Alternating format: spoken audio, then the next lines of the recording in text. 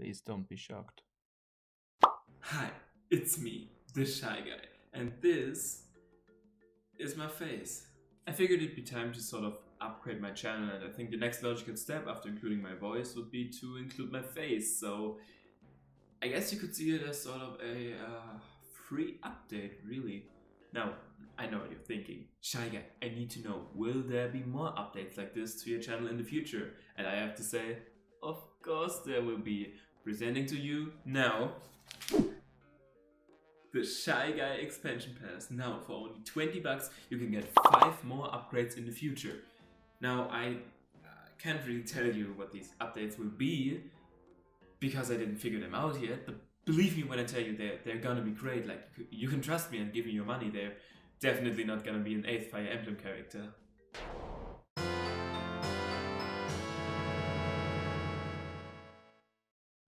DLC, or downloadable content if you want to sound fancier. A term that nowadays seems to be as rooted into gaming culture as Atari's ET. Seemingly every single company does it nowadays. It's become something of a hit movement. And I think 2020 is the year we can safely say that DLC has been a main staple in gaming for quite some time, because now even Pokemon goes the full DLC route. And let me tell you, when Pokemon does something, you know it's been here for a while.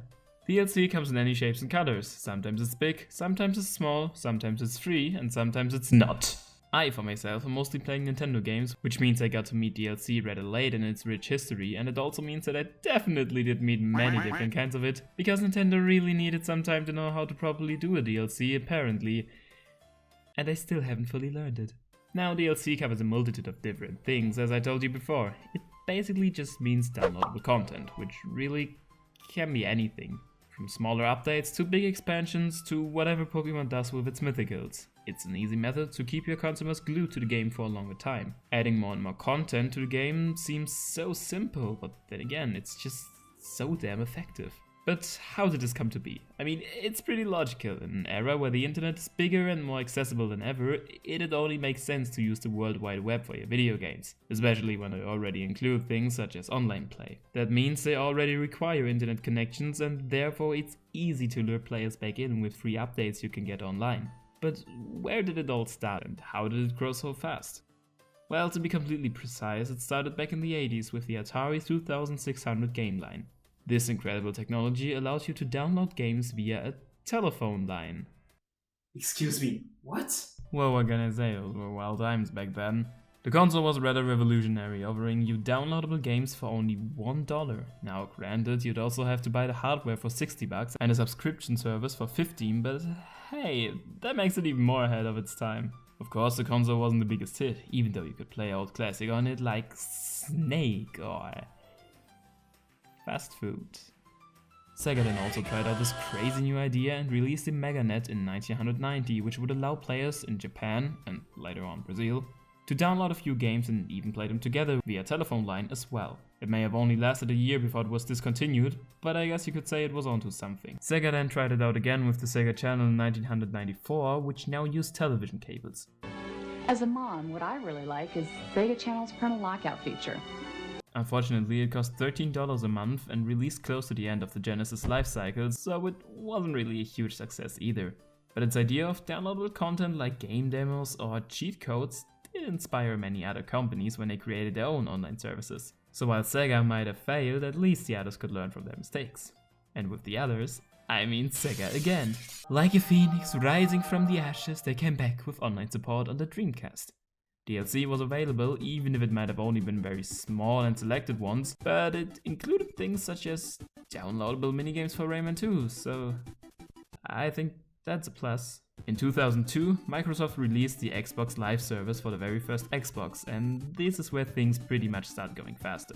2005, Microsoft released the Xbox 360, now trying to make downloadable content more accessible to everyone while also telling publishers to release smaller updates instead of huge expansion passes, so players can pick what exactly they want to get instead of, okay, who am I kidding, it was in order to make more money. Also 2005, Nintendo releases the Nintendo Wi-Fi connection, which would include online gaming and inevitably DLC. 2006, Sony releases the PlayStation Network, which, you might have guessed it, would lead to DLC. And from that point forward, things didn't really change that much anymore. Sure, they might have gotten a bit more accessible for everybody by now, since both the internet and gaming consoles have gone through some evolution in the last 14 years, but at its core, this is it. So this concludes our little history of the DLC, though I think it's safe to say that it only really gained a lot of attention during the last decade. However, on a side note, I finally decided what the first upgrade for this channel will be.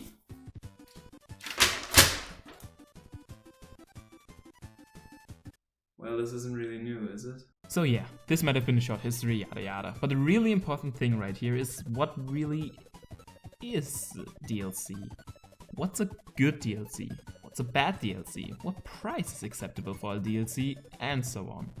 As I've said before, my focus will mostly be on Nintendo games since I just know most about them. However, I will consider a few other companies to give you a grander view of the topic.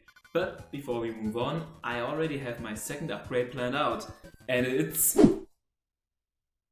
well, I guess then I'll just... Super Smash Bros. For Wii U and 3DS might mark a bit of a breakthrough in Nintendo's history with DLC. Sure, they've tried it out before that, but Smash Bros. Is what probably gained the most people's attention. I mean, who cares that I can play the same game but now with Luigi? I want to play as fucking Mewtwo! Now it's no secret that the Smash Bros. DLC has lived on for much longer than expected. Back then, Sakurai only wanted to add Mewtwo as a special character, but then saw the appeal of DLC fighters, and now, more than 5 years later...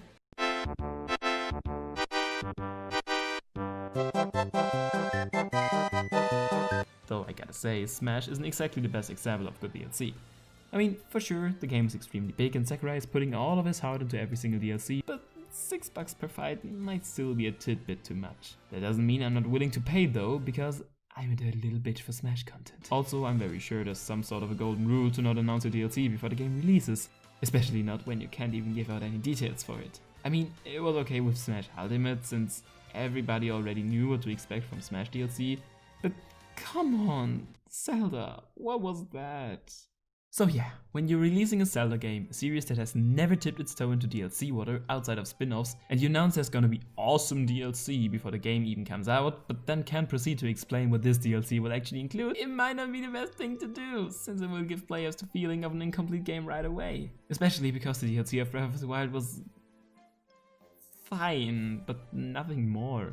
The first pack should have really been included in the base game, and while I do see the appeal of turning the second one into an entire optional story, some of these cutscenes would have been really great to further flesh out the character of the champions in the base game as well.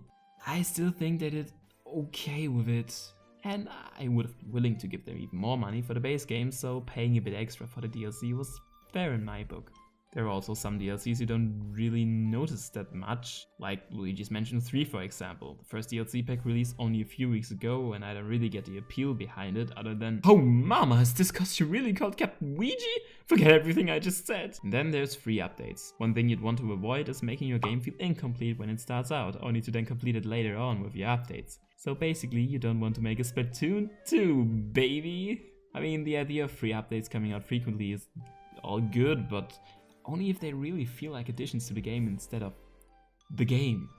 You can't sell just a small part of your game and then release the other bits over time so that when all the updates are out, you actually have something worth $60. This method of course can work when your players have enough to spend their time with when they get the base game and the free updates get released once the game starts to get repetitive, which so far would be the case with Animal Crossing. But in the case of Splatoon, the game got repetitive after 2 goddamn hours. I just wanted to make a quick announcement. I've got the third DLC planned out and it's... oh no.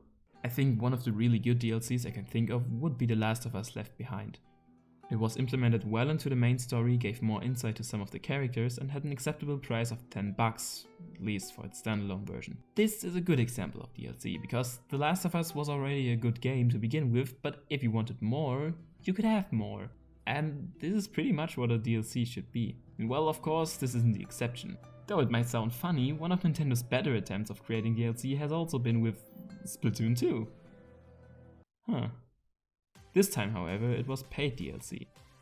The Octo expansion offered some new single-player missions as well as a new story that tied in with the previous one. And sure, it could have been in the main game as well, since Splatoon isn't well known for its top-notch single-player, but as it stands now, it's good.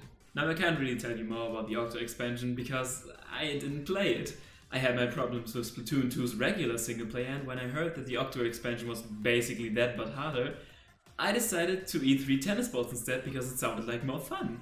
Of course, there are other great DLCs out there. Overwatch is well known for their free updates, adding new characters every now and then, and even Nintendo has done some greater pieces of DLC with Mario Kart 8 or Mario and Rabbids, just as an example. Also, one important thing to always consider is if you want to make an entirely new game or just a DLC. This is why I'm personally very happy Game Freak is now doing DLC instead of a special edition, even though it might still be a bit pricey. And even though we don't know much about Breath of the Wild 2 yet, I'm pretty sure the developers thought about making a DLC as well at some point or another. Heck, a lot of people probably thought it was another DLC when they first saw the trailer, me included. So now that we've talked about different forms of DLC, I've taken my time to break down some basic rules when creating a DLC. Because you'll never know when you have to do it in your life. Rule number 1. Make your base game feel complete. This is plain and simple.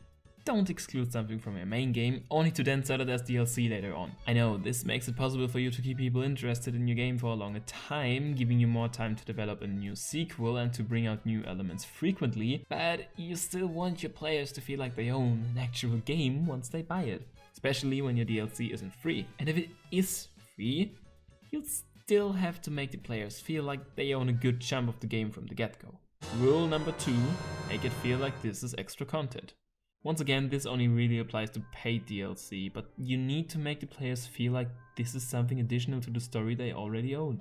Of course, when you see them as consumers, you want to sell them as much as possible, but when they already feel like they own the game in itself, your DLC has to feel like just more of that game. An additional adventure or some new missions other than some parts of the story that were missing in the base game now hidden behind your DLC.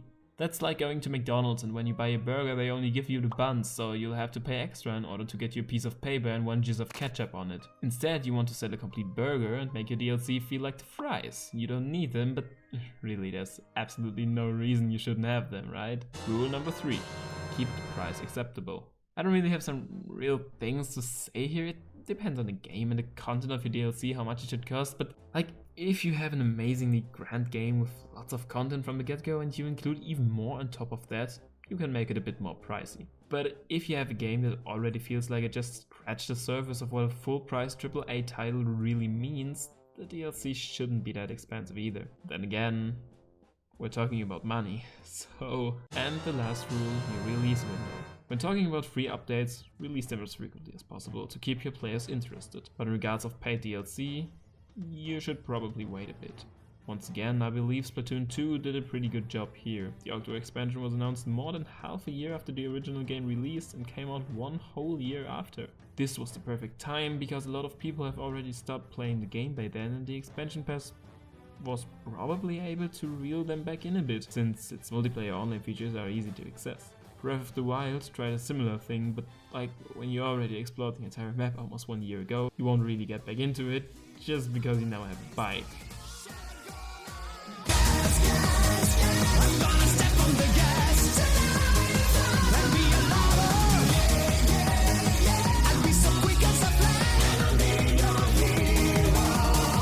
And there you have it. This is what I'd call the perfect DLC. Now keep in mind that I'm just some twerp on the internet who tries to share his opinions, and I haven't even started talking about things like mobile games or DLCs in the forms of skins or events, but I think it'll suffice for now.